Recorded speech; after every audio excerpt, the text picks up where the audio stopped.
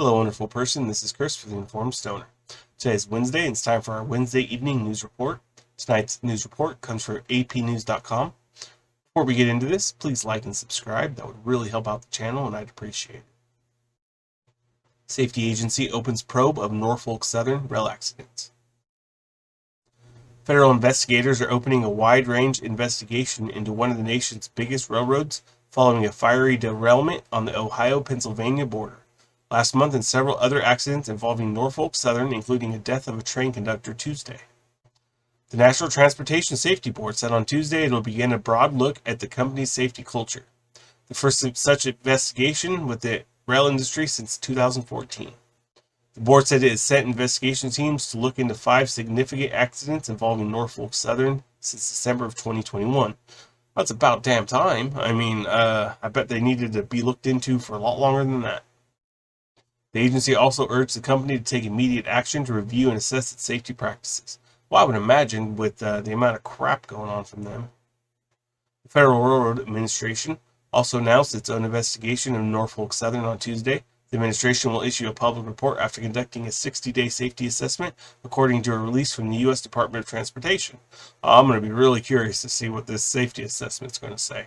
You better believe we're going to find it and cover it. In the release, the Railroad Administration said Norfolk Southern must go beyond the steps announced Monday and take actions that match the severity of recent incidents. Norfolk Southern CEO Alan Shaw pledged to hold a series of company-wide safety meetings Wednesday, one day ahead of when it was scheduled to testify in Congress at a hearing on the East Palestine, Ohio derailment. Moving forward, we are going to rebuild our safety culture from the ground up. Moving forward, they are. Well, look at them, now that they've messed everything up. Now they're wanting to do it. Anyways, we're going to invest more into safety. This is not who we are. It is not acceptable, and it will not continue. Well, I would hope not. You poison a few more towns, and you're going to have a whole lot more than that to worry about. In response to the Ohio derailment, the railroad on Monday announced plans to improve the use of detectors placed along railroad tracks to spot overheating bearings and other problems. Yeah, this should be, technology that we have out there in force. There should be no reason if they have the stuff to do this, then it shouldn't happen, right? Obviously, accidents will happen, but the vast majority of them should be handled. Investigators with the National Transportation Safety Board said that crews operating the train that derailed February 3rd outside East Palestine, Ohio, got a warning from such a detector but couldn't stop the train before more than 3 dozen cars came off the tracks and caught fire. Half the town, about 5,000 people, had to evacuate for days when responders intentionally burned toxic chemicals in some of the derailed cars to prevent an uncontrolled explosion, leaving residents with lingering health concerns, as we've talked about in other videos. Government officials say tests have found dangerous levels of chemicals in the air or water in the area. Haven't found dangerous levels. I don't know. I really just the stuff we've seen and all the wildlife that's died. How can it not be?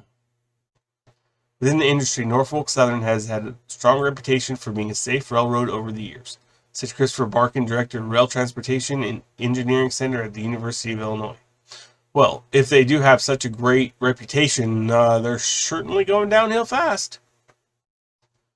Federal Railroad Administration statistics show accidents involving Norfolk Southern is down since 2019, but the rate of accidents is up over the past decade. The 119 derailments involving Norfolk Southern in the last 2 years was the lowest number in the last decade.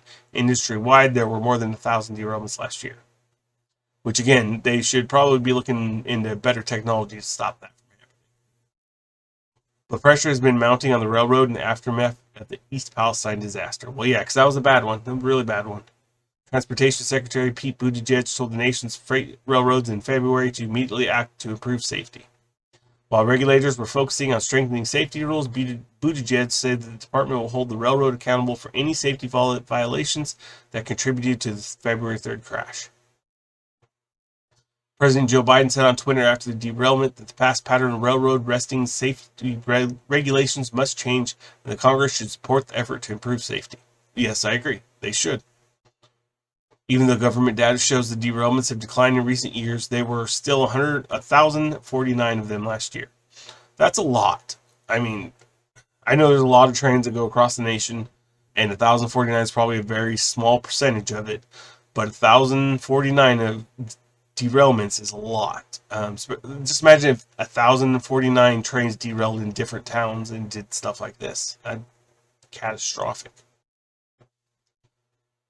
While most don't cause any major problems, of the 5 accidents the National Transportation Safety Board pointed to involving Norfolk Southern since the end of 2021, 3 resulted in the death of 3 workers, which is not cool.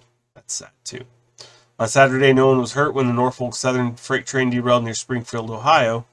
In the latest incident Tuesday, a train had a dump truck collide at a steel plant in Cleveland, killing the train conductor who was standing on the outside of the car.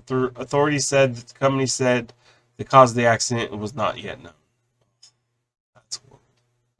Eddie Hall, president of the Brotherhood of Locomotive Engineers and Trainmen Union that represent the worker who was killed, said the death is a reminder of the need of safety improvements. All railroad accidents are avoidable, Hall said. The collision underscores the need for significant improvements in rail safety for both workers and the public.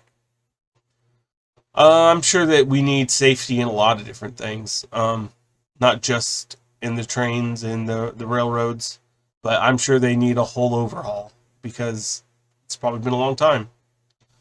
Anyhow, let me know below. What do you guys know? What do you think? Leave a comment and have a great evening.